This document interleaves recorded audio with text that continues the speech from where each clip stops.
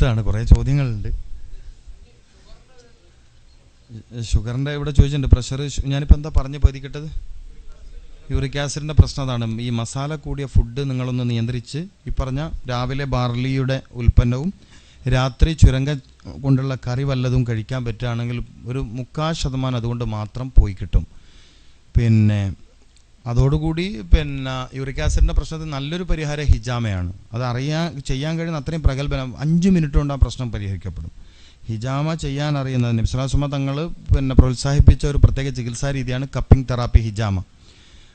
പക്ഷേ ഇന്നിപ്പോൾ അതിപ്പോൾ ഒരു ബിസിനസ് തന്നെയായി മാറി. നമ്മളൊക്കെ പഠിക്കുമ്പോൾ നമ്മളോട് ഗുരുനാഥന്മാർ പറഞ്ഞത് പൈസ കൊടുത്ത് ഇത് ഹിജാമ ചെയ്യാൻ പാടില്ല, പൈസ വാങ്ങരുതെന്നാണ്. ഞാനിപ്പോൾ നിങ്ങളിൽ ഒരാൾക്ക് ഹിജാമ ചെയ്തു തരുമ്പോൾ അതിന് കൂലി വാങ്ങരുതെന്നാണ്. അത്രയും. പക്ഷേ ഇന്നിപ്പം അതൊരു എന്താ പറയുക, എന്തോ ആയിക്കോട്ടെ, അവർ ചിലപ്പോൾ അവർക്ക് റൂമിന് വാടക കൊടുക്കാനോ അല്ലെങ്കിൽ അതിൻ്റെ എക്യുപ്മെൻറ്റ്സ് ടൂൾസ് വാങ്ങാനുള്ള പൈസ വാങ്ങായിരിക്കും എന്തോ. ഞാനിപ്പോൾ അതങ്ങനെ പറഞ്ഞു എന്ന് കരുതി അവർ നിങ്ങളാരും ആക്ഷേപിക്കരുത്. അതിൻ്റെ സുന്നത്തായ രീതി അങ്ങനെയാണ്. അപ്പോൾ ഹിജാമ നല്ല ട്രീറ്റ്മെൻറ്റാണ്. ഈ പിന്നെ ഏതിന് യൂറിക് ആസിഡിന് നല്ലൊരു ട്രീറ്റ്മെൻറ്റാണ്. അവർ ശ്രദ്ധിക്കേണ്ട ഇതാണ്, പിന്നെ ഭക്ഷണത്തിൽ മസാലകൾ കൂടുതലാവരുത്, മാംസം കൊഴുപ്പ് കൂടുതലുള്ള മൂരിയിറച്ചി പോത്തിയിറച്ചി കൂടുതൽ കഴിക്കരുത്. അതുപോലെ പൈനാപ്പിൾ ബുദ്ധിമുട്ടുണ്ടാക്കാൻ സാധ്യതയുണ്ട്, തക്കാളി കൂടുതലുള്ള കറി ബുദ്ധിമുട്ടാക്കാൻ സാധ്യതയുണ്ട്. ഉൾപ്പെടുത്തേണ്ടത് വെള്ളം, ഞാനത് പറഞ്ഞു, 2.5 ലിറ്ററെങ്കിലും വെള്ളം ഒരു ദിവസം കുടിക്കണം. കാലിവയറ് നമ്മൾ നേരത്തെ തന്നെ അതിന് ഒഴിവാക്കിയില്ലേ. കാലിവയറ് എന്നൊരു വിഷയം നമ്മളിൽ വരുന്നില്ല. കാലിവയറിൽ കുടിച്ചൂടെ എന്ന് ചോദിച്ചാൽ കുടിക്കാം. ചെറിയൊരു തകരാറ് പിന്നീട് മെല്ലെ മെല്ലെ നിങ്ങൾക്ക് വരും. അതായത് സെറിബ്രം പോലത്തെ തലച്ചോറിൻ്റെ പിറക് വശത്തിന് ശക്തി കുറഞ്ഞു വന്ന് ലാക്ക് ഓഫ് മെമ്മറി, പിന്നെ അവസാനം പാർക്കിൻസൺസ് വരെ വരാം, അൾഷിമേഴ്സ് വരെ വരാം. സ്ഥിരം രാവിലെ പച്ചവെള്ളം കുടിച്ച ആൾക്ക് അൾഷിമേഴ്സ് വരെ വരാം. എന്നാൽ കുടിക്കാൻ പറ്റുമെന്ന് വെച്ചാൽ കുടിക്കാൻ പറ്റും. ഇതുപോലെ പാൽച്ചായ കുടിച്ചാൽ ആകെ കിട്ടുന്ന ഗുണം മോണക്ക് ശക്തി കിട്ടുന്ന മാത്രമാണ്. ചായയിൽ പാലൊഴിച്ച് കുടിച്ചാൽ കിട്ടുന്ന ആകെയുള്ള ഗുണം മോണക്ക് ശക്തി കിട്ടുമെന്നത് മാത്രമാണ്. അത് ചായ എന്ന് പറഞ്ഞാൽ കട്ടൻ ചായയാണ്, നല്ല സാധനമാണ്. കൊഴുപ്പിനെ നിയന്ത്രിക്കാനും മറ്റു പല നിലയിലും ഗുണമുള്ള സാധനമാണ് കട്ടൻ ചായ. കഴിക്കാം. ആപ്പിൾ കഴിക്കുന്നതിന് ബുദ്ധിമുട്ടൊന്നുമില്ല. പിന്നെ പുളി രുചിയുള്ള ആപ്പിൾ മധുരമുള്ളതുണ്ട്, പുളിയുള്ളതുണ്ട്. ആ പുളിയുണ്ട്, അത് ശ്രദ്ധിക്കണമെന്നേ ഉള്ളൂ. മനസ്സിലായില്ലേ? അതിന് പ്രശ്നമൊന്നുമില്ല.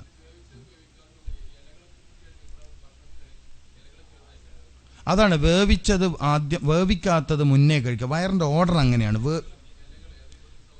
ഇലകൾ നല്ലതാണ്. റസൂലുള്ളാഹിക്ക് ചീരകൾ 5 ഇനം ചീരകളെ കുറിച്ചൊക്കെ പറയുന്നുണ്ട്, ഇലക്കറികളെ കുറിച്ച് പറയുന്നുണ്ട്. എന്ത് ഇലയാണെങ്കിലും വേവിച്ച ഭക്ഷണവും വേവിക്കാത്ത ഭക്ഷണവും ഒന്നിച്ച് പറ്റൂല. കാരണം വയറിന് അതിനെ സ്വീകരിക്കാൻ പറ്റില്ല. വേവിക്കാത്തത് മുന്നേ കഴിക്കണം, വെന്തത് പിന്നെ കഴിക്കണം നമ്മൾ പറഞ്ഞു. പഴം ആദ്യം കഴിക്കണം, പിന്നെ ഭക്ഷണം കഴിക്കണം എന്ന് നമ്മൾ പറഞ്ഞു. പഴത്തിൽ തന്നെ പുളിയും മധുരവും ഒന്നിച്ച് പാടില്ല എന്നൊക്കെ നമ്മൾ പറഞ്ഞതാണ്. ഓക്കെ. പ്രഷർ, ഷുഗർ, കൊളസ്ട്രോൾ എന്നീ അസുഖങ്ങൾക്ക് തിബ്ബുൻ നബവിയിൽ വിശദീകരിക്കാം. ഞാൻ പറഞ്ഞല്ലോ, ഇത് വിശാലമായി പറയേണ്ടതാണ്. പ്രഷർ എന്തുകൊണ്ട് രൂപപ്പെടുന്നു? ഇപ്പോൾ നമ്മൾ അമിതമായ സംസാരം, രാത്രി ഉറക്കൊഴിയൽ, കൂടുതൽ നിന്ന് ജോലി ചെയ്യൽ, പിന്നെ അമിത ജോലി, പിന്നെ എപ്പോഴും നിരാശകൾ കൊണ്ട് നടക്കൽ, പക ഉള്ള മനസ്സ്, ആരെങ്കിലും പക വീട്ടണമെന്ന് കൊണ്ട് നടക്കുന്ന മനസ്സ്, ഇങ്ങനെ പല കാരണങ്ങൾ കൊണ്ട് പ്രഷർ ഡിസോർഡർ ആവും. ഒറ്റ കാരണമൊന്നുമല്ല. രാത്രി സ്ഥിരമായ ഉറക്കൊഴിയുക, ഇശായിന് ശേഷം ഭൗതികമായ കാര്യങ്ങൾ സംസാരിക്കുക, ബാങ്ക് കൊടുക്കുന്ന സമയത്ത് സംസാരിക്കുക, ഒക്കെ കൊണ്ടും പ്രഷർ വരും. മൗത്തിൻ്റെ നേരത്ത് മാത്രമല്ല നാവിൽ പടയിൽ വരികയെന്ന്. ബാങ്ക് കൊടുക്കുന്ന നേരത്ത് ശ്രദ്ധിച്ച് കേൾക്കാൻ പറയുന്നത്, ജനിച്ച ഉടനെ കുഞ്ഞിന് ബാങ്ക് കേൾപ്പിക്കാനൊക്കെ പറയുന്നത് ഈ നരമ്പിൻ്റെ രക്തസമ്മർദ്ദത്തെ കൺട്രോൾ ചെയ്യാനാണ്, ബോഡി ബാലൻസിങ്ങിനാണ്, ശരീരത്തിനെ ബാലൻസ് ചെയ്ത് നിർത്താനാണ്. ഇപ്പം നമുക്ക് സത്യത്തിൽ പ്രഷറിൻ്റെ കംപ്ലയിൻ്റ് ഉള്ളവരൊക്കെ ശരിക്കും ബാങ്ക് മാത്രം ശ്രദ്ധിച്ചാൽ തന്നെ പ്രഷർ നോർമലാക്കാൻ പറ്റും. മുരിങ്ങയുടെ ഇല ഉച്ചക്ക് കഴിക്കുന്നവർക്ക് പ്രഷർ എപ്പോഴും നോർമലായി കിട്ടും. മുരിങ്ങയില ഇവിടെ കിട്ടൂലെന്ന് തോന്നുന്നു അല്ലേ? കിട്ടോ? ആ, ഓക്കെ. മുരിങ്ങയില സ്ഥിരമായി ഉച്ചക്ക് കഴിക്കുന്നവർക്ക് പ്രഷർ കൺട്രോൾ ചെയ്യാൻ പറ്റും, നന്നായി കൺട്രോൾ ചെയ്യാൻ പറ്റും. പിന്നെ മഞ്ഞൾ ചേർത്ത പാല് കുടിക്കുന്നവർക്കും പ്രഷർ ഒരു പരിധി വരെ ഓർഡറായി വരും. പിന്നെ നല്ല എന്താണ് പറയുക, ഇതില്ലേ ഷായ് അഹ്ലർ, മറ്റേ എന്താണ് ഗ്രീൻ ടീ, അത് 1/4 ഗ്ലാസ് ഗ്രീൻ ടീയിൽ അസിലി നല്ല കരിഞ്ജീരകത്തിൻ്റെ എണ്ണ 1/2 ടീസ്പൂൺ ആഡ് ചെയ്ത് രാവിലെയും മഗ്രിബ് നിസ്കാരം കഴിഞ്ഞുകൊണ്ടും കുടിക്കുന്നവർക്ക് പ്രഷർ, കൊളസ്ട്രോൾ, ഷുഗർ 3ലും ഗുണം ചെയ്യും. അതായത് ഗ്രീൻ ടീ 1/4 ഗ്ലാസ് മതി. അതിൽ 1/2 ടീസ്പൂൺ ബ്ലാക്ക് സീഡ് ഓയിൽ, കരിഞ്ജീരകത്തിൻ്റെ എണ്ണ ചേർത്ത് കഴിക്കുന്നവർക്ക് പ്രഷർ, ഷുഗർ, കൊളസ്ട്രോൾ കൺട്രോൾ ചെയ്യാൻ പറ്റും. ബട്ട് എനിക്കിതിന് പൂർണ്ണമായും ഒരു മറുപടി ഇപ്പോൾ പറയാൻ പറ്റില്ല. കാരണം പ്രഷർ, ഷുഗർ കൺട്രോൾ എന്ന് പറഞ്ഞാൽ പലരെയും പല രൂപത്തിൽ പ്രയാസമാക്കുന്ന രോഗമാണ്.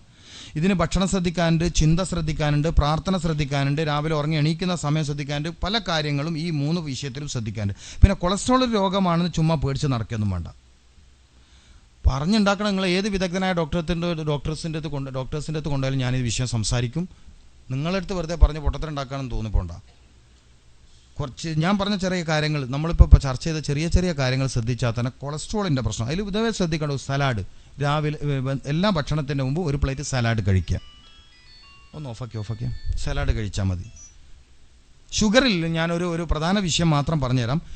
വയറിൽ നമ്മുടെ വയറിൻ്റെ ഒരു കാര്യം ഖുർആനിൽ നിന്ന് ഒരു കാര്യം പറഞ്ഞുതരാം. ഈ രണ്ട് കൈയും താഴെ വയറിൻ്റെ ഭാഗത്ത് വെച്ചിട്ട് മനസ്സിലാക്കണം. ഡോക്ടർ നസീമാബാദി ഹൈദരാബാദ് യൂണിവേഴ്സിറ്റിയിൽ പ്രബന്ധമായി അവതരിപ്പിച്ചതിൽ വരെ എഴുതി വെച്ച കാര്യമാണ് പറഞ്ഞത്. ഈ രണ്ട് കഴിയും നമ്മുടെ അടിവയർ പൊക്കിളിനോട് ചേർന്നിട്ട് നാഭി വരെയുള്ള ഭാഗത്ത് കൈവച്ചിട്ട് വിശുദ്ധ ഖുർആനിലെ പ്രാർത്ഥന റബ്ബനാ ളലംനാ അൻഫുസനാ ഫഇല്ലം തഗ്ഫിർ ലനാ വതർഹംനാ ലനകൂനന്ന മിനൽ ഖാസിരീൻ എന്ന പ്രാർത്ഥന 40 തവണ ഒരു ദിവസം നിർവഹിക്കാൻ കഴിയുന്നവർക്ക് സെൽഫ് ഇൻസുലിൻ പ്രൊഡക്റ്റിന് കഴിവുണ്ടായിത്തീരും, തിരിച്ചു വരും. ഭയങ്കര അത്ഭുതമാണത്. എന്നതുപോലെ സ്വസ്ഥമായിട്ട് നല്ല വായു സഞ്ചാരമുള്ള സ്ഥലത്ത് നന്നായി ബ്രീത്തിങ് ചെയ്തവർക്ക് എൻവിയോൺമെൻ്റൽ അമിനോ ആസിഡ്, ഷുഗർ രോഗികൾക്ക് ഏറ്റവും ആവശ്യമുള്ള അമിനോ ആസിഡുകളിൽ ഏറ്റവും ഗുണമുള്ളതാണ് എൻവിയോൺമെൻ്റൽ അമിനോ ആസിഡ്. പ്രകൃതിയിൽ നിന്ന് കിട്ടുന്ന അമിനോ ആസിഡുകൾ, ഭക്ഷണത്തിൽ നിന്ന് അമിനോ ആസിഡ് കിട്ടുന്നുണ്ട്, അതിനേക്കാൾ ഇമ്പോർട്ടൻ്റ് ആണ് ഇത്. നന്നായി ബ്രീത്തിങ് ചെയ്യുക, നല്ല പച്ചപ്പുള്ള സ്ഥലത്ത് പോയിട്ട് ഇത് ഇങ്ങനെ ചില കാര്യങ്ങൾ ചെയ്യുക. കുന്ന് കയറി ഇറങ്ങുക, ഡെയിലി എല്ലാ ദിവസവും ഒരേ സമയത്ത് കുന്ന് കയറി ഇറങ്ങുക. ഇവിടെ കുന്ന് കിട്ടൂല, സ്റ്റെപ്പ് കയറി ഇറങ്ങിയാൽ മതി. ചില പഴയ ബിൽഡിങ്ങിനൊക്കെ എത്രയോ സ്റ്റെപ്പ്. പക്ഷെ എല്ലാ ദിവസവും ഒരേ സമയം ചെയ്യണം, എല്ലാ ദിവസവും ഒരേ സമയം ചെയ്യണം, ഒരേ ടൈമിൽ ചെയ്യണം. ഇപ്പോൾ 10 മിനിറ്റ് ആണെങ്കിൽ എല്ലാ ദിവസവും 10 മിനിറ്റ്. ഷുഗർ രോഗികൾ ഏറ്റവും ശ്രദ്ധിക്കേണ്ടത് ടൈം, അളവ്, ഇത് രണ്ടും എപ്പോഴും ശ്രദ്ധിച്ചാൽ മതി. അപ്പോൾ എല്ലാ ദിവസവും 100 ഗ്രാമാണ് ഭക്ഷണം കഴിക്കുന്നത്, എല്ലാ ദിവസവും 100 തന്നെ. എല്ലാ ദിവസവും 10 മിനിറ്റാണ് നടക്കുന്നത്, 10 മിനിറ്റ് തന്നെ. പിന്നെ പകൽ ഉറങ്ങുന്നവർക്ക് ഷുഗർ കൺട്രോൾ ആവാൻ കുറച്ച് ബുദ്ധിമുട്ടാണ്.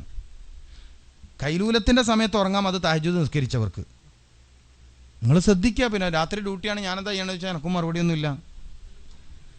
ഞാൻ എന്താ പറയുക, രാത്രി എനിക്ക് ഡ്യൂട്ടിയാണ്, പകല ഉറങ്ങാൻ കിട്ടുന്ന സമയം, ഞാൻ എന്തായാലും മറുപടി പറയാം. കമ്പനിൻ്റെ മുതലാളിനൊന്ന് കാണിച്ചേരി എന്ന് പറയേണ്ടി വരും, വേറെ വകുപ്പൊന്നുമില്ല.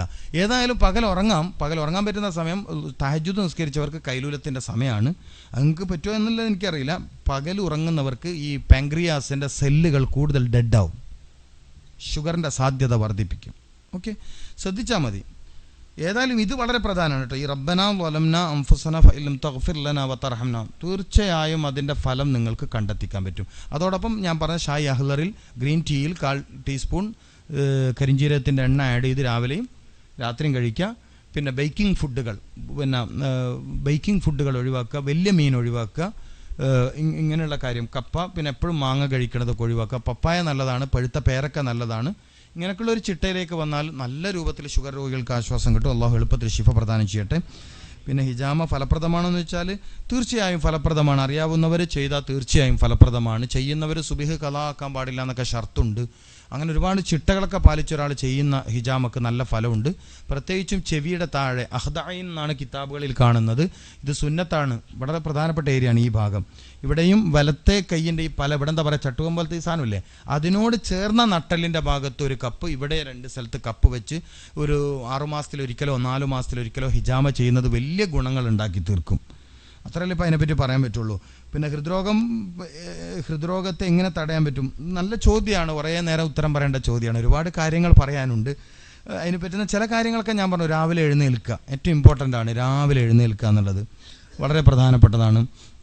എന്നതുപോലെ പിന്നെ എന്താണ്, ഖുർആനികമായി പറഞ്ഞാൽ അലം നശ്റഹ് സൂറത്ത് മഗ്രിബിന് ശേഷം ഓതുന്നത് ഹൃദയത്തെ ശക്തിയുള്ളതാക്കി തീർക്കും. രാവിലെ എഴുന്നേറ്റ് വീട്ടിൽ നിന്ന് ഇറങ്ങുന്നതിന് മുമ്പ് വത്തീനി വസ്സൈത്തൂൻ വതൂരി സീനീന വഹാദൽ ബലദിൽ അമീൻ എന്ന സൂറത്ത് ഒരു തവണ വീട്ടിൽ നിന്ന് പുറത്തേക്ക് ഇറങ്ങുന്നതിന് മുമ്പ്, വീട്ടിൽ നിന്ന് റൂമിൽ നിന്ന് എവിടെയാണെങ്കിലും, നിങ്ങൾ റൂമിലല്ലേ, റൂമിൽ നിന്ന് പുറത്തേക്ക് ഇറങ്ങുന്നതിന് മുമ്പ് ഒരു തവണ സൂറത്തു തീൻ ഓതുന്നത് പിറ്റേ ദിവസം ആ നേരം വരെ ഒരു രോഗവും വരാതെ ശരീരത്തെ പ്രൊട്ടക്റ്റ് ചെയ്യാൻ പറ്റുന്ന ഒരു സ്പിരിച്വൽ വാക്സിനേഷനാണ്. ആത്മീയമായ ഒരു തരം കുത്തിവെപ്പാണ്. ചെയ്യാൻ പറ്റുന്നവർക്ക് ചെയ്യാം, അങ്ങനെ സംരക്ഷിക്കാൻ പറ്റും. അതുപോലെ പിന്നെന്താണ്, ഞാൻ പറഞ്ഞു ഹൃദയത്തെ സംരക്ഷിക്കാൻ പറ്റുന്ന ഭക്ഷണങ്ങൾ പറഞ്ഞു. അജുവ പറഞ്ഞു, ഈത്തപ്പഴം പറഞ്ഞു, നേന്ത്രപ്പഴം പറഞ്ഞു, പാല് പറഞ്ഞു. ഇതൊക്കെ ഹൃദയത്തെ പ്രൊട്ടക്റ്റ് ചെയ്യുന്നതാണ്. ധാന്യങ്ങൾ, ഇലക്കറികൾ, ചെറിയ മത്സ്യത്തിൻ്റെ മുള്ള്. സമയം കഴിഞ്ഞുകൊണ്ടാണ് ഞാൻ പിന്നെ വിശദീകരിക്കാത്തത്. പിന്നെ എപ്പോഴെങ്കിലും നമുക്ക് കാണാൻ പറ്റുമെങ്കിൽ അപ്പോൾ പറയാം. ഇങ്ങനെ കുറേ കാര്യങ്ങൾ ചെയ്താൽ തന്നെ ഹൃദയത്തെ ശക്തിപ്പെടുത്താൻ പറ്റും. ഏറ്റവും പ്രധാനം ആരോടും വെറുപ്പില്ലാത്ത ഹൃദയം. ഏറ്റവും പവർഫുൾ ഹൃദയമായിരിക്കും. ലോകത്ത് ഏറ്റവും ശക്തിയുള്ള ഹൃദയം ആരതാണെന്ന് കണ്ടെത്താൻ വേണ്ടി യൂറോപ്യന്മാർ നടത്തിയ പഠനത്തിൽ അവർ അവസാനം എഴുതി വെച്ച പേര് മുഹമ്മദുർ റസൂലുള്ളാഹി. അതിൻ്റെ കാരണം പറഞ്ഞത് ഫോർഗീവ് മൈൻഡ്, വിട്ടുവീഴ്ച മനസ്സ്, ആരോട് പകയില്ലാത്ത മനസ്സ്. അള്ളാഹു നമുക്കത് പ്രദാനം ചെയ്യട്ടെ. പിന്നെ സന്താന ഭാഗ്യത്തിൻ്റെ ഞാൻ എല്ലാം ഷോർട്ടാക്കിയിട്ടാണ് പറയുന്നത്, ഒന്നും തോന്നരുത്, സമയം ഒരുപാടായി. സന്താന സൗഭാഗ്യത്തിന് വേണ്ടിയുള്ള ചികിത്സ, അൽഹംദുലില്ലാഹ് അള്ളാഹു എല്ലാവർക്കും ഒരുപാട് സ്വാലിഹീങ്ങളായ മക്കളെ കൊടുക്കട്ടെ. ഒരുപാട് കാരണങ്ങളുള്ള ഒരു വിഷയം തന്നെയാണ്. ഇന്ന് വർദ്ധിച്ചു വരുന്നൊരു പ്രശ്നമാണ് ടൈറ്റ് പാൻറ് ഇടുക, ഇറങ്ങിയ ഷഡ്ഡി ഇടുക, എപ്പോഴും ബ്രോയിലർ ചിക്കൻ കഴിക്കുക, 7up കൊക്കക്കോള മിറണ്ട. ഇന്ത്യയിലെ ഒരു യൂണിവേഴ്സിറ്റി, പേര് ഞാൻ പറയില്ല, അതും ഒരു വേറെ വിഷയമെന്ന് വെച്ചിട്ടാണ്, എനിക്ക് പേടിച്ചിട്ടല്ല, ഒരു യൂണിവേഴ്സിറ്റിയുടെ മുഖം കെടുത്തണം വെച്ചിട്ടാണ്. അവിടെ വ്യാപകമായി പെൺകുട്ടികൾ പെപ്സിയും കൊക്കക്കോളയും കുടിക്കുന്നത് കണ്ടപ്പോൾ അതിനെപ്പറ്റി അന്വേഷണം നടത്തി. അവർ ഗർഭധാരണം തടയാൻ വേണ്ടിയിട്ട് അത് കുടിക്കുന്നതെന്ന് കണ്ടെത്തി. ഗർഭധാരണം തടയാൻ വേണ്ടിയിട്ട്, പ്രഗ്നൻസിയെ തടയും, ആണുങ്ങളിലെ ബീജത്തിൻ്റെ ക്വാളിറ്റി കുറക്കും. ഇവിടെ ഇപ്പം ഇന്നിപ്പോൾ നമ്മളാരോ ചർച്ച ചെയ്യുമ്പോൾ ഇപ്പോൾ നമ്മൾ നമുക്ക് തന്നെ അല്ലേ പെപ്സിക്ക് വില കൂട്ടെന്ന് പറഞ്ഞല്ലേ, ഞാൻ ഉള്ളുകൊണ്ട് സന്തോഷിച്ചു. എന്നിട്ടെങ്കിലും ഒരാൾ കുടിക്കാണെന്ന് അത്ര ആയില്ലേ എന്നുള്ളത് മനസ്സിലായില്ലേ. പെപ്സിയൊക്കെ നിങ്ങൾക്ക് എങ്ങനെ എനിക്കറിയില്ല, ഒഴിച്ചു നോക്കി ചട്ടിയിൽ ഒഴിച്ചിട്ട് അടുപ്പത്ത് വെച്ചാൽ അതെന്താണെന്ന് മനസ്സിലാവും. അത്രേ ചെയ്യണ്ടു. കുറച്ച് അങ്ങനെ ചട്ടിയിൽ ഒഴിക്കുക, പാത്രത്തിൽ ഒഴിക്കുക, അടുപ്പത്ത് വെച്ച് ചൂടാക്കുക, എന്നിട്ട് അവസാനം കിട്ടുന്ന കണ്ടൻറ്റ് എന്താന്ന് നോക്കുക. വീട്ടിലെവിടെയെങ്കിലും ഓൾസൊക്കെ ഉണ്ടെങ്കിൽ അത് അടക്കാൻ ഫസ്റ്റാണ്. എലിൻ്റെ ശല്യമൊന്നും ഉണ്ടാവില്ല റൂമിൽ. അത്രയും മാരകമായ സാധനം, അത്രയും ബിസ്ഫിനോൾ, മാരകമായ ബിസ്ഫിനോൾ പോലത്തെ വിഷം ഉണ്ടായില്ലേ. അല്ലാഹു അലം, എനിക്കറിയില്ല, നിങ്ങൾ ശ്രദ്ധിച്ചോളി. ഓക്കെ, അത് തടസ്സം. അപ്പോൾ സന്താന സൗഭാഗ്യത്തെ എനിക്ക് എളുപ്പത്തിൽ പറഞ്ഞു തരാൻ പറ്റുന്നൊരു കാര്യം, ഒന്ന് പിന്നെ അവർ ഭക്ഷണം, ചൂട് ശരീരത്തിന് കൂട്ടുന്ന ഭക്ഷണം. പിന്നെ എന്താ കാരണം എന്ന് പറയണം ഇതിൽ, ബീജത്തിന് ഇത് അങ്ങനെ ഉണ്ടല്ലോ, കോസ് ഓഫ് ഡിസീസ് കിട്ടണമല്ലോ, സെമൻ കൗണ്ട് കുറവാണോ, മോർട്ടിലിറ്റി കുറവാണോ, ബോഡി ഹീറ്റാണോ, ഇനി ഒന്നും കാരണമില്ല, രണ്ടുപേർക്കും പ്രശ്നങ്ങളൊന്നും ഇല്ല, വ്യത്യസ്ത രീതിയിലാണ് കാരണങ്ങൾ പറയുന്നത്. പക്ഷേ തിബ്ബുൻ നബവിയിലെ ഔഷധത്തെക്കുറിച്ച് അറിഞ്ഞിട്ട് ക്രാഫ്റ്റ് ഹോസ്പിറ്റലിലെ ലോകപ്രശസ്തനായ ഏഷ്യയിലെ തന്നെ ISO അംഗീകാരമുള്ള അഷ്റഫ് ഡോക്ടർ തിബ്ബുൻ നബവിയിലെ മരുന്നിന് ആവശ്യപ്പെട്ടിട്ടുണ്ട്. തിബ്ബുൻ നബവിയിലെ മരുന്നിന് വളരെ ഷോർട്ട് ടൈം കൊണ്ട് കുഞ്ഞുങ്ങളുണ്ടാവും. പക്ഷേ മറ്റു കുറേ കാര്യങ്ങൾ ശ്രദ്ധിക്കണം. ഏതായാലും ചോദ്യകർത്താവിന് വേണ്ടി എനിക്ക് എളുപ്പത്തിൽ പറഞ്ഞുതരാൻ പറ്റുന്നൊരു കാര്യം, ഫാത്തിഹ വർദ്ധിപ്പിക്കുക, സ്ത്രീ ആണെങ്കിൽ സൂറത്ത് മറിയം വർദ്ധിപ്പിക്കുക, രണ്ടു കൂട്ടരും സൂറത്തുൽ അലക്ക് വർദ്ധിപ്പിക്കുക. ഇഖ്റ ബിസ്മി റബ്ബിക്കല്ലദീ ഖലഖ് ഖലഖൽ ഇൻസാന മിൻ അലക്ക് എന്ന സൂറത്ത് കണ്ടമാനം ഓതുക, എണ്ണമൊന്നുമില്ല. ഈ ഓത്തിൻ്റെ ഒരു പ്രകാശ ഗുണം കൊണ്ട് ശരീരത്തിൽ എവിടെയാണ്, ഏത് ഓർഗണിനാണോ പ്രശ്നമുള്ളത്, ആ ഓർഗൻസിൻ്റെ പ്രശ്നം ഖുർആൻ്റെ നൂറാനിയത്ത് കൊണ്ട് ശിഫയാവുകയും അങ്ങനെ കുഞ്ഞുങ്ങളാവുകയും ചെയ്യും. തീർച്ചയായും ആവും. പിന്നെ തേൻ, നല്ല സ്വദിറിൻ്റെ ഒക്കെ യമനിൽ നിന്നൊക്കെ കിട്ടുന്ന തേന് സന്താന സൗഭാഗ്യം നൽകാൻ മാത്രമുള്ള കഴിവുണ്ട്. നല്ല 2000 രൂപയ്ക്ക് ഇന്ത്യൻ മണി വരും അതിനൊരു കിലോന്. ചുരുങ്ങിയത് 1 കിലോയെങ്കിലും ഉപയോഗിക്കണം. പിന്നെ ഭക്ഷണം ശ്രദ്ധിക്കണം, വഴുതന കഴിക്കരുത്. ആണുങ്ങളാണെങ്കിൽ, കുട്ടികളില്ലാത്ത ആണുങ്ങൾ വഴുതന കഴിക്കരുത്, അത് വളരെ ശ്രദ്ധിക്കേണ്ട കാര്യമാണ്.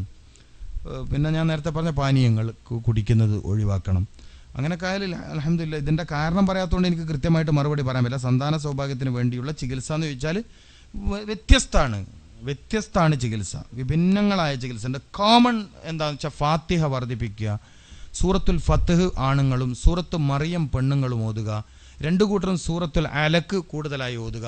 ഇങ്ങനെ ആകുമ്പോൾ ഖുർആനികമായൊരു പിന്നെ ആത്മീയ വഴിയിലൂടെ നിങ്ങൾക്ക് അതിൻ്റെ സാധ്യത വർദ്ധിപ്പിക്കും. മഹാനായ അത്തിപ്പറ്റ ഉസ്താദ് പറയാറുള്ളൊരു പിന്നെ ചികിത്സ ഉണ്ട്, കുട്ടികളില്ലാത്തവർ ഇസ്തിഗ്ഫാർ വർദ്ധിപ്പിക്കണം, അസ്തഗ്ഫിറുല്ലാഹ് കൂടുതൽ ചെല്ലണം എന്നുള്ളത്. അതിന് തീർച്ചയായും കഴമ്പുണ്ട്.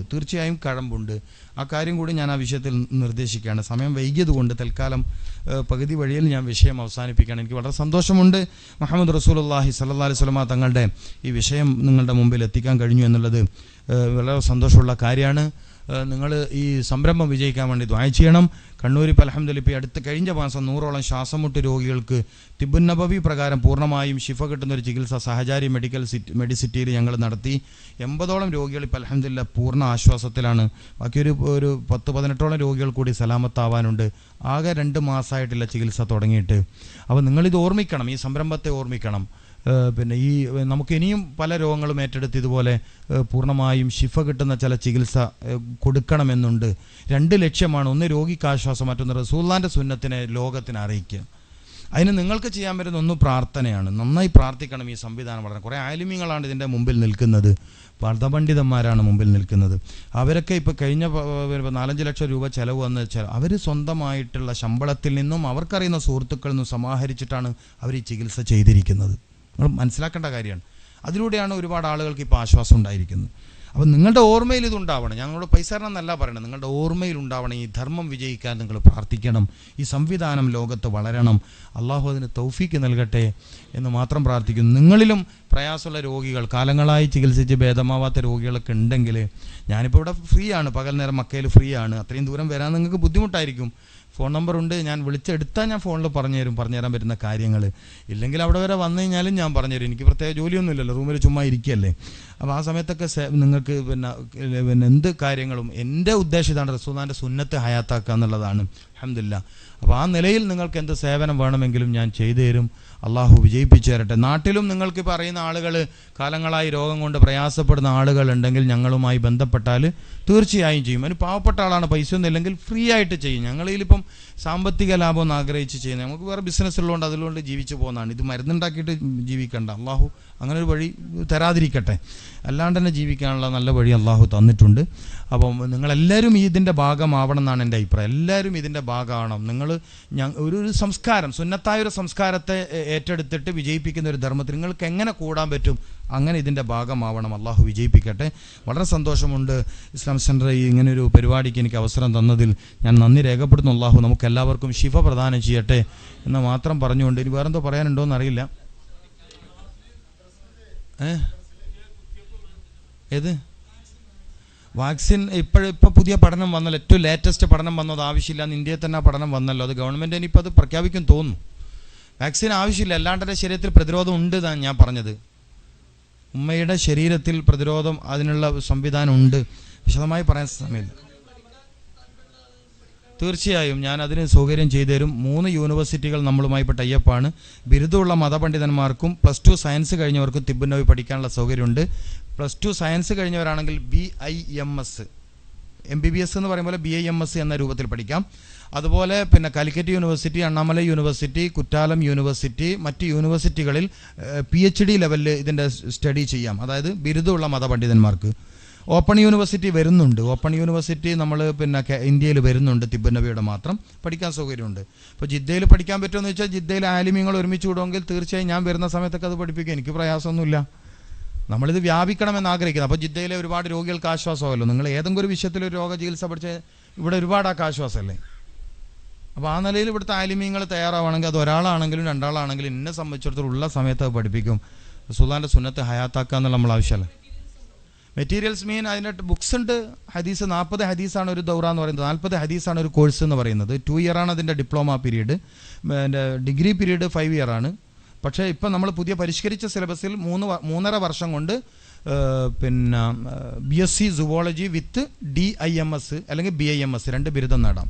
ഒരേ സമയത്ത് 2 ബിരുദമുള്ളൊരു കോഴ്സ് നമ്മൾ പുതുതായിട്ട് ഡെവലപ്പ് ചെയ്തിട്ടുണ്ട്. BIMS വിത്ത് പിന്നെ BSc സുവോളജി. മെറ്റീരിയൽ അത് നമുക്ക് അതാലോചിക്കാവുന്നതാണ് തീർച്ചയായും. ടെക്സ്റ്റ് ബുക്കുണ്ട്, അതിൻ്റെ കാര്യങ്ങളൊക്കെ ഉണ്ട്. അതിൻ്റെ ഡീറ്റെയിൽസ് പറയണം, അത് ഞാൻ പറയാം. കാൽമുട്ടിൻ്റെ വിഷയത്തിൽ ഞാൻ പറഞ്ഞല്ലോ, നിങ്ങൾ ഈത്തപ്പഴം കഴിക്കുക, വെള്ളം നന്നായി കുടിക്കുക, പഴുത്ത പഴത്തിൻ്റെ തൊലി ചുരണ്ടി എടുത്ത് കഴിക്കുക, മുതിര പുഴുങ്ങി കഴിക്കുക. മുതിര പുഴുങ്ങി കഴിക്കുക. ഒന്നിടവിട്ട ദിവസങ്ങൾ മുതിര കഴിക്കുക. രാവിലെ നേന്ത്രപ്പഴം കഴിക്കുക, പഴുത്തത്. ഈത്തപ്പഴം കഴിക്കുക. മഞ്ഞൾ ചേർത്ത പശുവും പാലും. പിന്നെ കുഞ്ഞു മത്തിയുടെ മുള്ള് ചവച്ചരച്ചതിൻ്റെ നീര് മാത്രം ഇറക്കുക. 40 ദിവസത്തിനപ്പുറം നിങ്ങൾക്ക് ഈ രോഗം ഉണ്ടാവില്ല. 40 ദിവസമാണ് മാക്സിമം ടൈം. പിന്നെ വയറ് ഭാരം കൂടുതലാണെങ്കിൽ അതൊന്ന് ക്ലിയർ ചെയ്യാൻ്റെ. നോർമലിയാണ് ഞാൻ പറയണത്. 40 ദിവസത്തിനപ്പുറം മുട്ടുവേദന ഉണ്ടാവില്ല. തേയ്മാനം എന്ന് പറയാൻ പറ്റില്ല. അവിടെയുള്ള ആ എന്താ പറയുക, ക്രീം, ആ ഒരു ജോയിൻറ്റിലുള്ള 2 സ്ഥലത്തുള്ള ഇതിൻ്റെ ആ ഒരു പേസ്റ്റ് അത് ഡ്രൈ ആയി പോകുന്നതാണ്. അതിൻ്റെ കാരണങ്ങളും കുറേയാണ്. ഒന്ന് ചൂടുള്ള ഭക്ഷണം, ഹെവി ഫുഡ്, പിന്നെ പെയിൻ കില്ലർ, പെനഡോൾ, അഡോൾ സ്ഥിരം കഴിക്കുന്നവരിൽ ഇത് ഡ്രൈ ആവും, ഉണങ്ങും. ശരീരത്തിൽ സംഭവിക്കുന്ന വരൾച്ചയാണ് പ്രധാന കാരണം. പിന്നെ വെള്ളം കൂടി കുറഞ്ഞു. 2.5 ലിറ്ററാണ് ഏറ്റവും ചുരുങ്ങിയ വെള്ളം. കൂടാനും പാടില്ല. വെള്ളം കൂടുന്നത് കിഡ്നിക്ക് ക്ഷീണം ഉണ്ടാക്കും. ഭക്ഷണം കഴിച്ച് വെള്ളം കുടിക്കലാണ് ബെറ്റർ. ബുദ്ധിമുട്ടൊന്നും ഇല്ലെങ്കിൽ 10 മിനിറ്റ് കഴിഞ്ഞ് കുടിക്കുന്നതാണ് നല്ലത്. ഭക്ഷണം കഴിക്കുമ്പോൾ ഒരു 40 വയസ്സ് 50 വയസ്സൊക്കെ കഴിഞ്ഞാൽ കുടിക്കുന്നതിന് പ്രശ്നമൊന്നുമില്ല. ചെറുപ്പക്കാർ കുടിക്കാണ്ടിരിക്കണല്ലേ. ബുദ്ധിമുട്ട് വന്നാൽ കുടിക്കാം. കുലു വഷ്റബു, തിന്നുക കുടിക്കുക എന്നുള്ളൊരു അർത്ഥം കൂടിയുണ്ട്. തിന്നിട്ട് കുടിക്കാന്ന്. അപ്പോൾ തിന്നിട്ട് ഏറ്റവും ബെറ്റർ ടൈം ഏതാ? ഏറ്റവും ബെറ്റർ ടൈം ഭക്ഷണം കഴിച്ച് ഒരു 20 മിനിറ്റ് കഴിഞ്ഞിട്ട് അരമണിക്കൂർ മുമ്പ് കുടിക്കണം. 20 മിനിറ്റ് കഴിഞ്ഞ് അരമണിക്കൂറിന്, അപ്പോൾ ഒരു 20 മിനിറ്റും 10 ആ ഗ്യാപ്പിൽ കുടിക്കണം. വേനൽക്കാലമായതുകൊണ്ട് ഉച്ചയ്ക്ക് ശേഷമാണ് കൂടുതൽ വെള്ളം കുടിക്കേണ്ടത്. വേനൽക്കാലമായതുകൊണ്ട്, ചൂട് കൂടുന്ന കാലമായതുകൊണ്ട് ഉച്ചയ്ക്ക് ശേഷമാണ് വെള്ളം കൂടുതൽ കഴിക്കേണ്ടത്. നാട്ടിൽ വിളിച്ചിട്ടും പറയണം.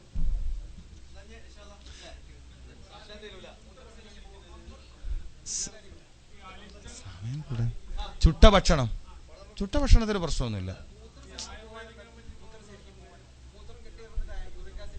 അതെ പറഞ്ഞു.